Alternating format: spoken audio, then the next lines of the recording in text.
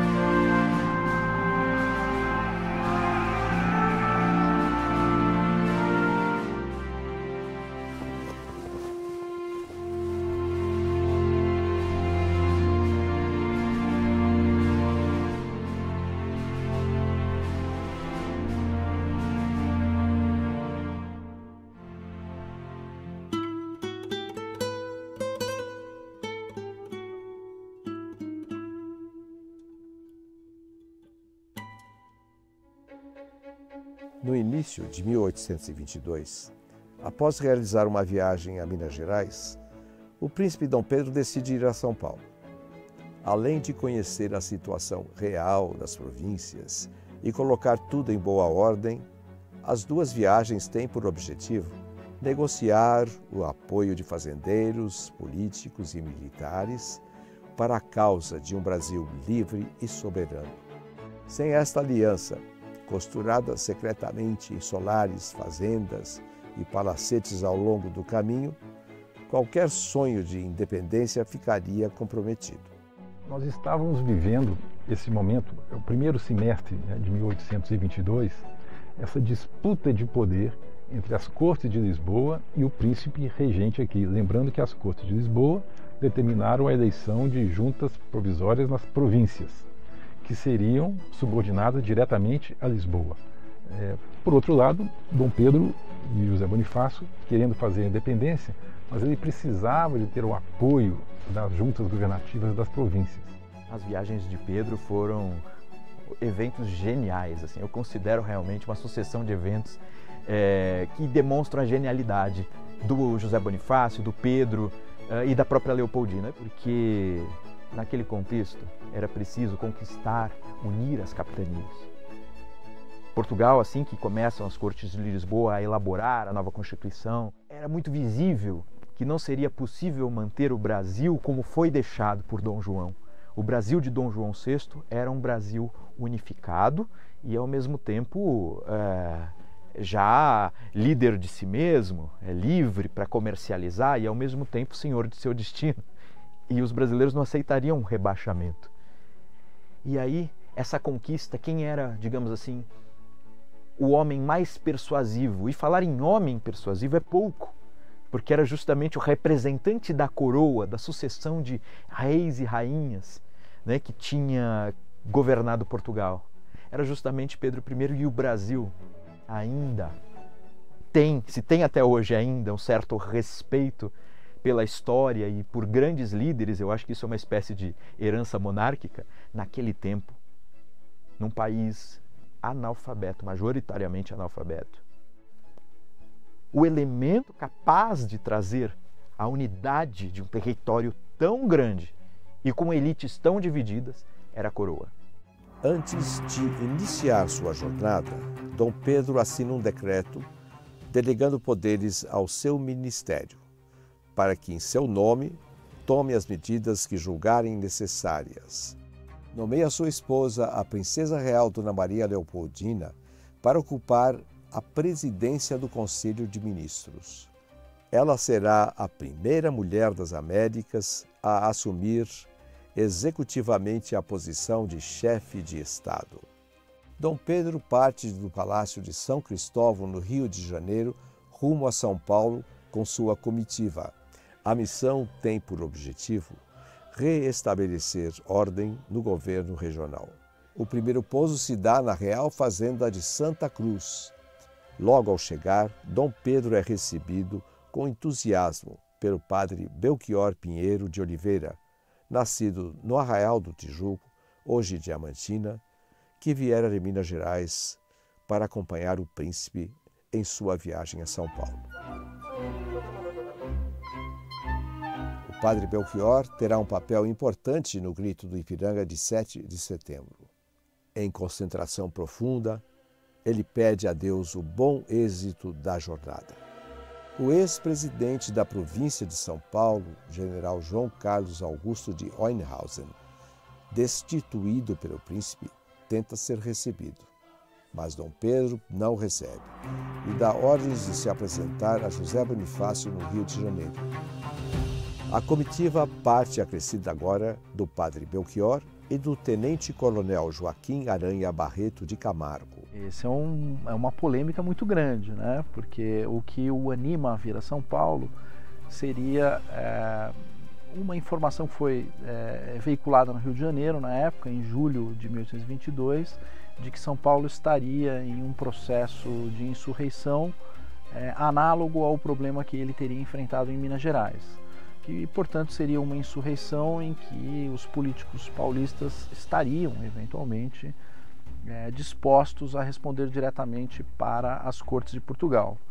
E aqui chegando, ele identificou que, na verdade, se tratava de um problema pessoal da família de José Bonifácio em relação ao governador Oeynhausen e,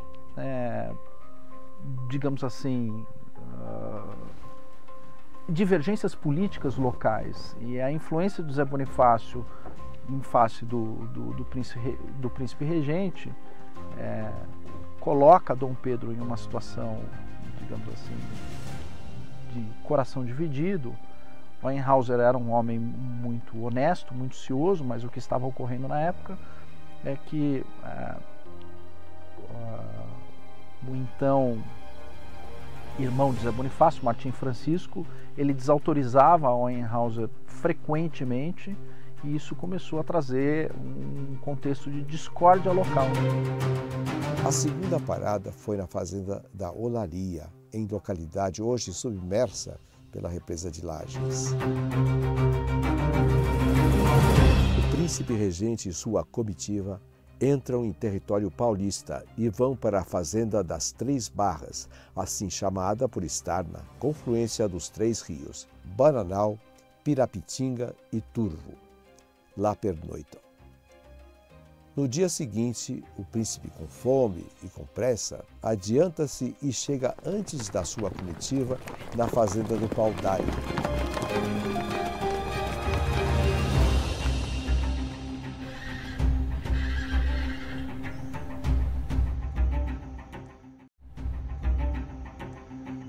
A passagem de Dom Pedro I por aqui foi dia 16 de agosto de 1822. Dom Pedro I estava vindo do Rio de Janeiro, estava agregando pessoas para ir para a Guerra da Independência. Nisso tinha acontecido uma chuva e ele molhou a roupa dele de príncipe regente. Aí tinha um soldado raso que tinha uma roupa seca, ele pegou a roupa seca do soldado raso e trocou a roupa dele de príncipe regente e colocou a roupa do soldado raso. O coronel João Ferreira de Souza, o dono da fazenda Paudalho, que fazia parte da guarda do príncipe regente, era um comandante da cavalariça. Em alguns documentos ele está como cabo-mor, mas ele era um comandante da cavalariça. Saiu daqui da fazenda para se encontrar com Dom Pedro I e a regência dele, levando alguns animais descansados para que a regência pudesse trocar a carga dos animais. Quando o coronel João Ferreira de Souza chegou até eles, Dom Pedro I pegou um animal descansado e veio na frente de todo mundo.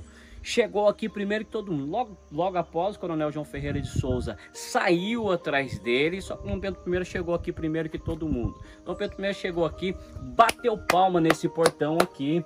A Dona Maria, a esposa do coronel João Ferreira de Souza, atendeu Dom Pedro I. Não sendo reconhecido e alegando ser ele um mensageiro do príncipe, com cartas urgentes para a vila de Areias, solicita a mercê de um prato de comida. Dona Maria Rosa não o reconhece, mas o recebe bem.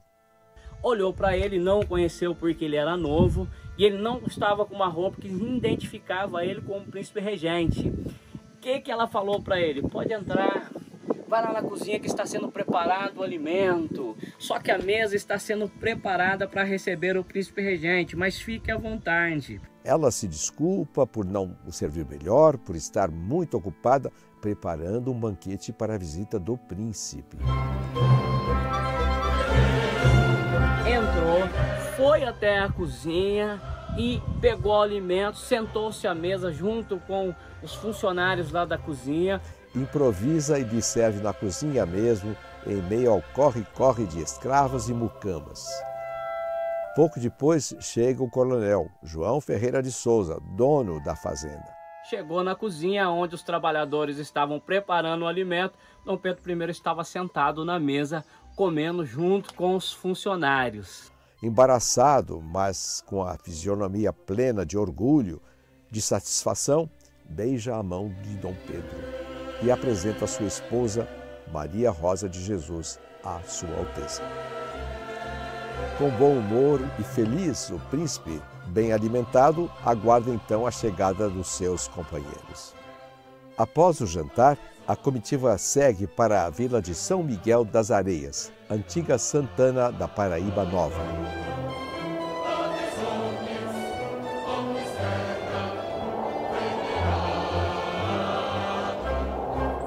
O príncipe pernoita na residência do capitão-mor Domingos da Silva Moreira. Em 1822, né, era um casarão antigo que era do capitão-mor.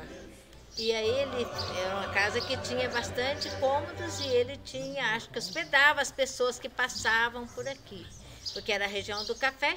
Então, em Dom Pedro foi hospedado aqui. À noite, sob a luz das estrelas, alguém ao violão canta. Uma saudade gostosa fechou os olhos do príncipe Dom Pedro. E ele pensa. Lembra-se de sua esposa, Leopoldina, só no Rio de Janeiro. Recorda os momentos alegres e de música que desfrutaram.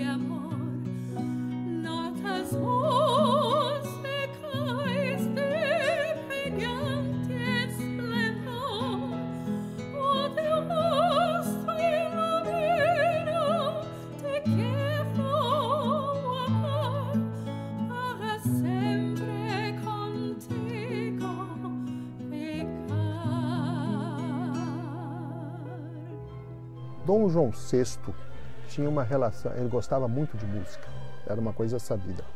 Ele, ainda em Portugal, ele teve um período que ele se mudou para Mafra, para o convento, Palácio Convento de Mafra, e que ele frequentava, ele gostava muito de ouvir os canto-chão dos frades. Então ele era um apaixonado por música, era a arte que mais o agradava. São vários relatos que dizem disso. Agora, isso não era uma exclusividade dele. Os Bragança, a família de Bragança, era conhecida por terem um interesse musical muito forte.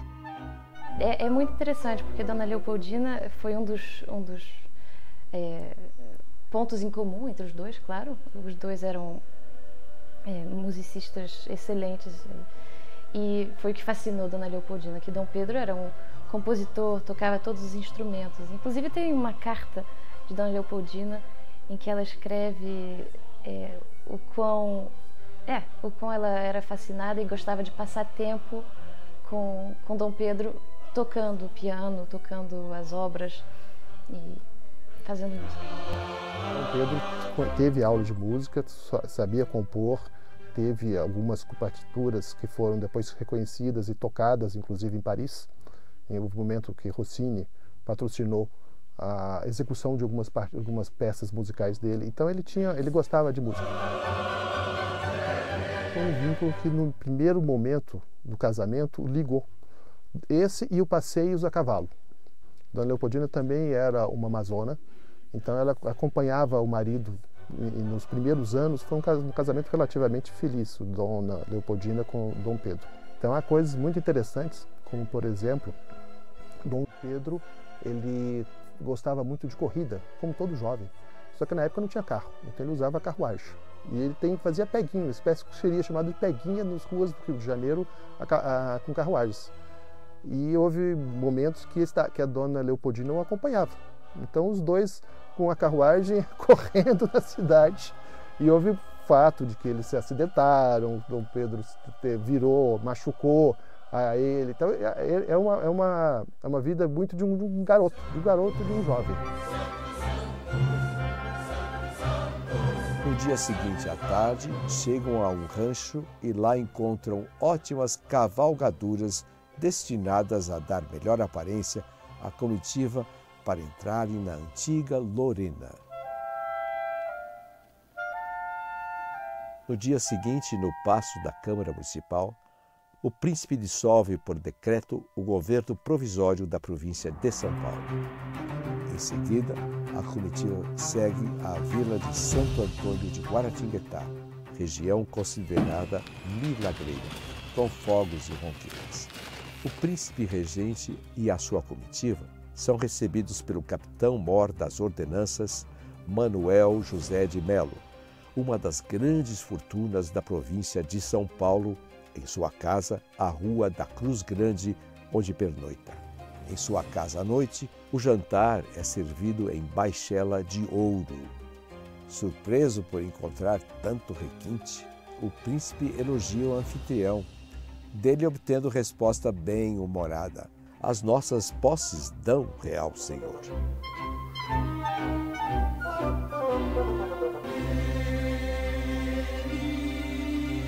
Guaratinguetá é a localidade onde, em 1717, a imagem tradicional e milagrosa de Nossa Senhora Aparecida foi encontrada no Rio Paraíba.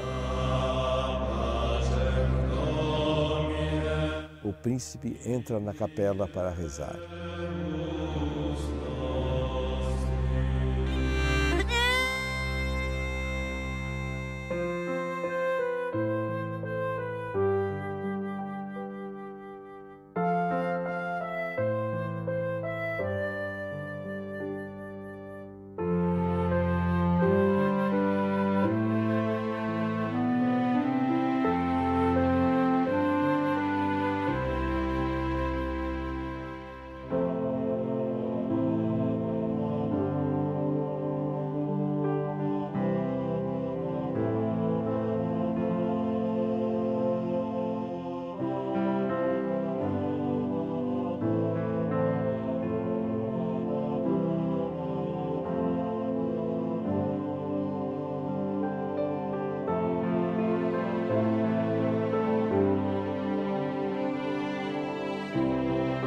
Pede a proteção da Virgem Maria para a sua jornada e para o Brasil. Guaratinguetá é também a terra onde nascera em 1739 Frei Galvão, o primeiro santo brasileiro. O príncipe chega à vila de Nossa Senhora do Bom Sucesso de Pindamonhangaba, um grande centro cafeeiro e de terras muito férteis. Ornamentada e festiva, ela o recebe com vivas e palmas. Descansam na residência do capitão-mor Manuel Marcondes de Oliveira Melo, futuro barão de Pindamonhangaba. e à noite assistem ao Te Deum, composto pelo padre José Maurício Nunes Garcia, cantado na Igreja Matriz de Nossa Senhora do Bom Sucesso. Em Pindamonhangaba se forma efetivamente a guarda de honra do príncipe, que o acompanha até São Paulo, e foram seus membros as testemunhas oculares da independência do Brasil. Muitos deles estão sepultados na Igreja de São José da Vila Real de Pindamonhangaba.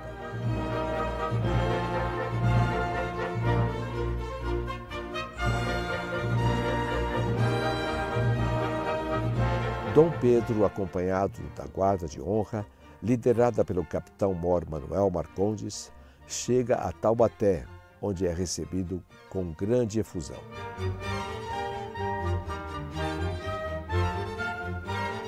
A comitiva passa por Paraibuna e faz uma breve parada em uma venda. Aproximam-se da vila de Nossa Senhora da Conceição, do Rio Paraíba de Jacareí. Na manhã de quarta-feira, parte o séquito, ao qual se juntaram 6 soldados de Taubaté e um de Paraibuna. Este se chama Flávio Antônio de Andrade e tornou-se, mais tarde, vereador. O capitão-mor de Jacareí, Cláudio José Machado, familiares, soldados e outras pessoas esperam o príncipe e a sua comitiva do outro lado do rio Paraíba. Uma barca embandeirada está à espera do príncipe. Ele, porém, dispensa a embarcação e atravessa o rio a cavalo. Após passar pela vila de São José do Paraíba, hoje São José dos Campos, chegam à vila de Santana, hoje Mogi das Cruzes, para assistirem missa na matriz. Após 634 quilômetros percorridos em 11 dias, o príncipe e sua comitiva chegam à povoação de Nossa Senhora da Penha, já bem próximo a São Paulo. É hóspede do vigário José Rodrigues Coelho. Prepara-se para entrar na capital da província de São Paulo e reestabelecer a ordem e a legalidade. Diz a tradição que Francisco Gomes da Silva, o Chalaça, entrou na cidade de São Paulo à noite. Percorreu várias estalagens, confraternizou para ouvir a boca pequena o que diziam a respeito do príncipe. Voltou à povoação da Penha, lá pela madrugada. Enquanto isto, no Rio de Janeiro, Dona Maria Leopoldina reza pelo esposo e pelo Brasil.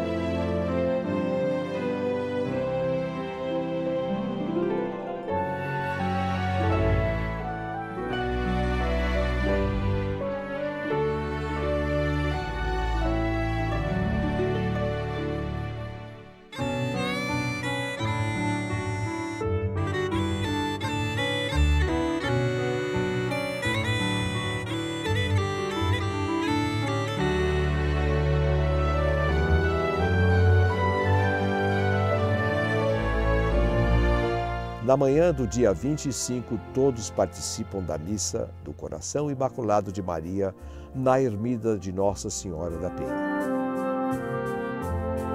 Seguem depois para a capital da província de São Paulo, onde Dom Pedro faz sua entrada solene, com grande acompanhamento da guarda de honra e do povo.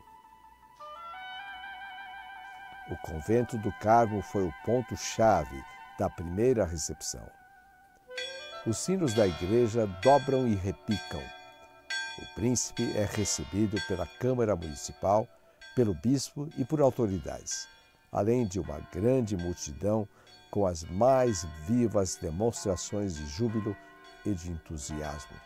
Colocado sob o pálio, dirige-se à antiga Catedral da Sé, onde assistiu solene Te Deum, e de lá foram ao Paço Municipal.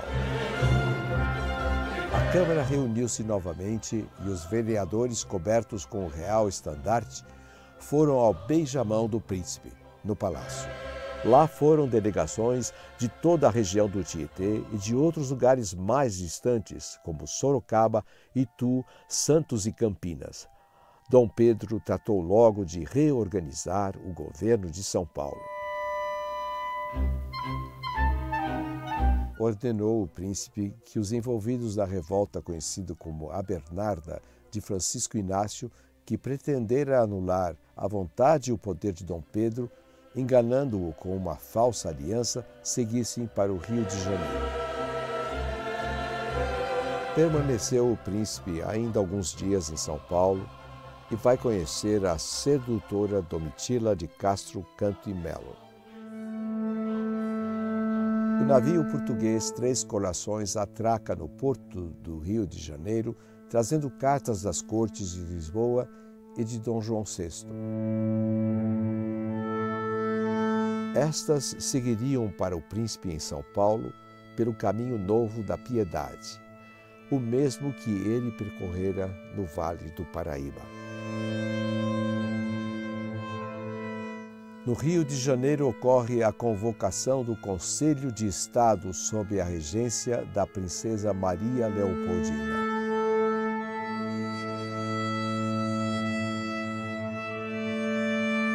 Com decisões já tomadas previamente com os sábios frades franciscanos do convento de Santo Antônio, Frei Arrábida e Frei Sampaio, a princesa regente Dona Maria Leopoldina reúne-se com José Bonifácio e o Conselho de Ministros no Paço Real. E isso teve a influência direta de um orador estupendo, que foi Frei Sampaio, era um grande orador, e um homem de uma sabedoria muito grande, e o Frei de Arrábida, né, que restou muito pouco do trabalho do Frei de Arrábida, por uma questão pessoal dele, ele quis sair da história, um homem de uma humildade muito grande, chegou a ser bispo da Nemúria, e esse trabalho de aconselhamento, o Frei de Arrábida foi confessor não só de Dom João VI, mas de Dom Pedro I e depois, no período de regência,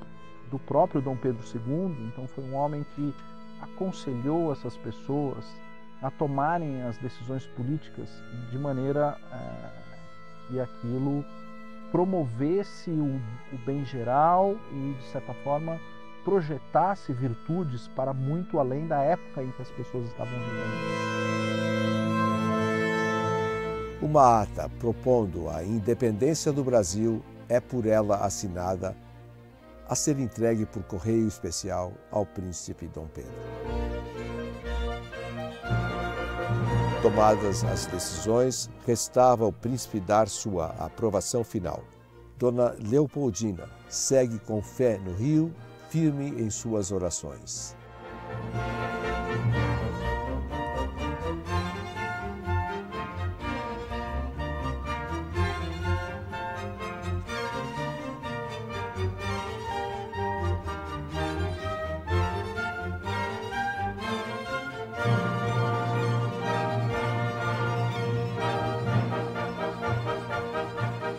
Dom Pedro dirigiu-se a Santos para levar a ordem e a paz e inspecionar as fortalezas, principalmente a Casa do Trem de Artilharia e a Casa da Pólvora, para assim garantir o reforço das guarnições do litoral.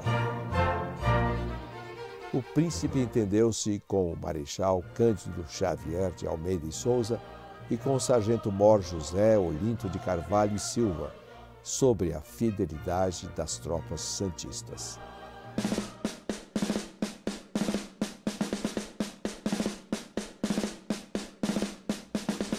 Visitou a família de José Bonifácio de Andrade Silva. No sábado, 7 de setembro, o príncipe parte de madrugada, segue de Santos para Cubatão, rumo a São Paulo. A subida da serra se faz em mulas. Ao chegar em São Bernardo do Campo, Dom Pedro para rezar na capela de Nossa Senhora da Conceição. Por volta das 16 horas, Dom Pedro e comitiva se encontram próximos ao riacho do Ipiranga. Pouco depois, o major Antônio Ramos Cordeiro e Paulo Bregaro, o correio real da corte, trazem cartas do Rio para o príncipe. Dom Pedro solicita ao padre Belchior fazer a leitura em voz alta. Uma carta vem de José Bonifácio, duas de Lisboa, de seu pai, Dom João VI, e a outra com instrução das cortes exigindo o regresso imediato do príncipe e a prisão de José Bonifácio. De sua esposa, Dona Maria Leopoldina, recebe uma carta firme e sincera, aconselhando-o a proclamar a independência. Aconselha ouvir as palavras do ministro José Bonifácio, que considera fiel e o maior de seus amigos. E diz ainda: o pomo está maduro, colhe-o já, senão apodrece. Ao fim, pergunta ao padre: e agora, padre Belchior? Ele responde: se Vossa Alteza não se faz rei do Brasil, será prisioneiro das cortes e talvez deserdado por elas. Não há outro caminho senão a independência e a separação. Dom Pedro, já irritado, rasga as cartas, arranca as divisas de Portugal, reunindo todos da guarda de honra e os demais ali presentes, discursa e brada seu grito de liberdade para o Brasil: independência ou morte.